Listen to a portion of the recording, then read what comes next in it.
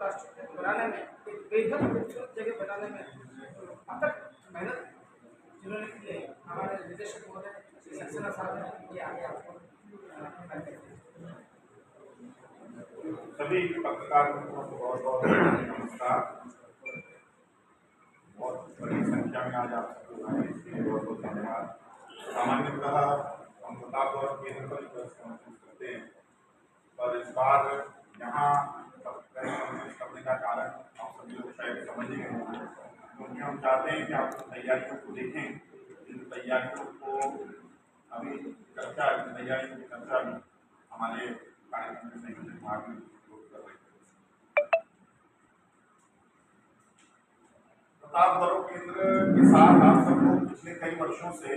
लगातार हमारे द्वारा किए गए कामों को देख रहे हैं। हम विशेष रूप से अपने मेवाड़ और अपने महाराणा प्रताप को विश्व के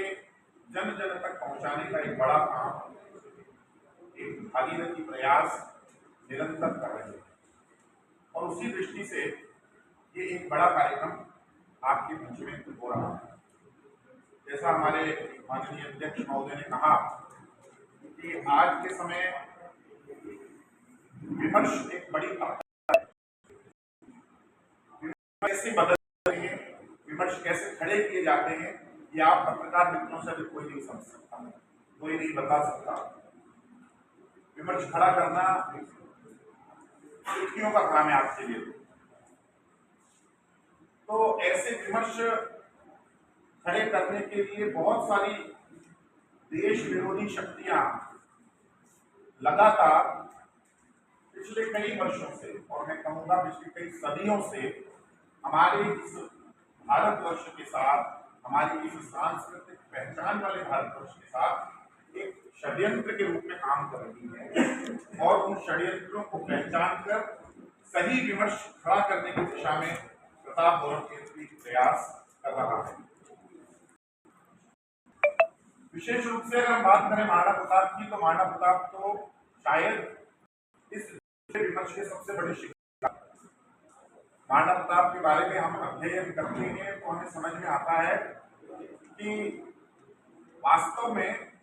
महाराणा प्रताप के जीवन के बारे में बहुत कम जानकारी है। हम मेवाड़ वालों में से तो बहुत सारे लोग फिर भी इसको जानते हैं, लेकिन मेवाड़ से बाहर जाते हैं तो हमें ध्यान आएगा प्रताप के जन्म से लेकर प्रताप के देहांत तक बहुत ऐसी छोटी छोटी जानकारियां हैं जिनको वास्तव में हमारे साथ हम सब लोगों को जानना चाहिए, परंतु उसकी जानकारी नहीं होती, और जो जानकारी है भी वो बहुत भ्रामक है, और बहुत सारी जानकारी तथ्यहीन है, तथ्य के साथ नहीं है। और ऐसे तथ्यों को तर्क शुद्ध पद्धति के साथ जनता के समक्ष लाना, समाज के समक्ष लाना, और पूरे विश्व में महाराणा प्रताप के सही स्थान को स्थापित करने का काम कर रहा है, और यह कार्यक्रम उसी विमर्श का एक हिस्सा है। इतने आश्चर्य की बात है कि हल्दी घाटी के युद्ध को 450 वर्ष पूरे हो गए। 450 वर्ष पूरे होने के पश्चात भी हम मेवाड़ वासियों को ये कहना पड़ रहा है कि महाराणा प्रताप हल्दी घाटी युद्ध में विजयी हुए। हमें ये सिद्ध करना पड़ रहा है कि महाराणा प्रताप हल्दी घाटी युद्ध में विजयी हुए, क्योंकि कोई झूठ जो बार बार बोला जाता है, कोई झूठ जो बार बार लिखा जाता है, कोई झूठ तो हम सब जानते हैं वो झूठ है। कम से कम मेवाड़ में तो किसी भी विचारधारा व्यक्ति हो, चाहे वो वामपंथ से प्रभावित विचारधारा हो, चाहे वो राष्ट्रवादी विचारधारा के लोग हो, सभी एक मत से, मैंने बहुत सारे इतिहासकारों से बात की यहाँ, सभी एक मत से इस बात को मानने लगे हैं, लगातार इस बात को कहने लगे हैं। पुस्तकों में भी बार बार इस बात को लेकर उन्होंने इस प्रचार प्रसार भी किया है कि हल्दी घाटी युद्ध में महाराणा प्रताप विजयी हुए। परंतु दुर्भाग्य की बात है, अभी भी हमारे पूरे देश में इसके बारे में अनेकों प्रकार के भ्रम फैले हुए हैं। तो इसलिए इस विमर्श को स्थापित करने के लिए जो बात बार बार कही जाए उसको बार बार उसका प्रतिकार करना पड़ता है, लेकिन उस प्रतिकार को करने के लिए जितनी आवाज बुलंद करने की आवश्यकता है, उसके लिए एक बड़े परिवर्तन की आवश्यकता है, उसके लिए बड़े धमाके की आवश्यकता है। उस काम के लिए प्रताप गौरव केंद्र की ओर से यह विशाल जनसभा आयोजित की गई। ये विशाल सार्वजनिक सभा आयोजित की गई और इस सार्वजनिक सभा में आने वाले लोग वो हैं जो वास्तव में हमने उनकी सूची बनाई, चयनित सूची आई है। गांव गांव से ऐसे लोग जो हमारे यहाँ ओपिनियन मेकर हैं, किसी स्कूल में पढ़ाने वाले, किसी कॉलेज में पढ़ाने वाले, कहीं किसी समाज का नेतृत्व करने वाले, समाज बंधु, समाज जिन लोगों जो समाज के नाते प्रमुख हैं, ऐसे लोग जो प्रोफेशनल्स हैं, ऐसे लोग जो विभिन्न कलाओं, विभिन्न विधाओं के जानकार हैं, जिन्हें विशेष प्रकार के पुरस्कारों से नवाजा गया है, सम्मानित किया गया है, ऐसी बड़ी संख्या में राष्ट्रीय स्वयंसेवक संघ के कार्यकर्ताओं ने पिछले लगा 1 वर्ष में संघ के शताब्दी वर्ष के अवसर पर ऐसे सभी लोगों तक पहुंचने का काम किया है विभिन्न कार्यक्रमों के माध्यम से, चाहे वो हिंदू सम्मेलन हो, चाहे वो प्रमुख जनगोष्ठियां हो, चाहे वो सामाजिक सभाओं बैठकें। ऐसे सारे कार्यक्रमों में इस प्रकार की समाज की जो प्रमुख शक्ति है, जिसको हम प्रमुख जन कहते हैं, प्रबुद्ध जन कहते हैं, ऐसे सभी प्रमुख जनों और प्रबुद्ध जनों तक पहुंचने वाले संघ के कार्यकर्ताओं के सहयोग से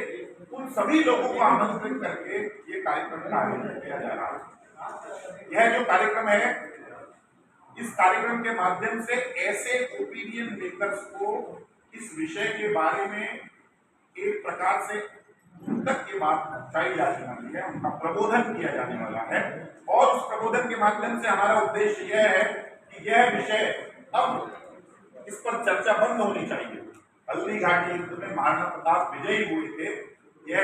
बात निर्विवाद रूप से सत्य है। इसके लिए हम सब लोग कटिबद्ध होकर एक स्वर में दोनों हाथ उठाकर जब जोर से बोलेंगे तो सारा विश्व उससे गुंजायमान होगा। हल्दी घाटी में महाराणा प्रताप की विजय हुई थी, इसको हम बार बार कहने की आवश्यकता न रहे, इसके लिए इस बड़े कार्यक्रम की योजना की गई है। आप सब लोग लगातार सहयोग करते हैं, गौरव केंद्र के किसी भी कार्यक्रम में, किसी प्रकार के हमारे उपक्रम में आपका लगातार सहयोग रहता है। तो इस विषय को लेकर भी मेरा निवेदन है, हम आपसे आग्रह भी करेंगे, ऐसे विषयों के इतिहासकारों से बात करके प्रमाण सहित लोग विभिन्न लेख, विभिन्न इतिहासकार लिखते रहते हैं, ऐसे सभी लोगों से आप लेख आमंत्रित कीजिए और इस विमर्श को स्थापित करने में हमारा सहयोग कीजिए कि हल्दी घाटी में महाराणा प्रताप विजयी हुए। ऐसा सारा विषय आगामी कार्यक्रम 17 जून को आने वाला है। अभी सारे कार्यक्रम के बारे में बृहद चर्चा हमारे भावी टीचर ने बताई है। कार्यक्रम में हम सभी लोग मिलकर पूरी तन्मयता के साथ बड़ी संख्या में लगभग 500 प्रबंध व्यवस्था में लोग लगे हुए कार्यकर्ता हैं, तो इसको पूरी तरह से सफल बनाने में लगे हुए, कार्यक्रम को सफल बनाने में लगे हुए। पूरे दक्षिण राजस्थान से लोग आने वाले हैं, सुदूर प्रतापगढ़ से लेके बांसवाड़ा, डूंगरपुर, राजसमंद, यहाँ कुंभलगढ़, आमेर, ये सारे क्षेत्र के लोग आने वाले, भीलवाड़ा, वासी, शाहपुरा तक के लोग आने वाले हैं। और तो और राजस्थान के भी विभिन्न हिस्सों से, कोटा से, बारा से, खूंटी से, झालावाड़ से, गंगानगर से, जयपुर से, दौसा से, धौलपुर से, भरतपुर तक से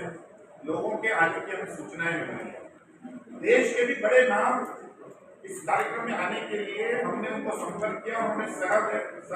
हृदयता से उनको सहमति प्रदान की। बहुत सारे लोग कार्यक्रम में आएंगे, कुछ कार्यक्रम को देखने के लिए आएंगे, कुछ कार्यक्रम को भाग लेने के लिए आएंगे और कुछ हमारे इस विमर्श में अपनी आवाज को बुलंद करने के लिए आएंगे। आप सभी लोगों के माध्यम से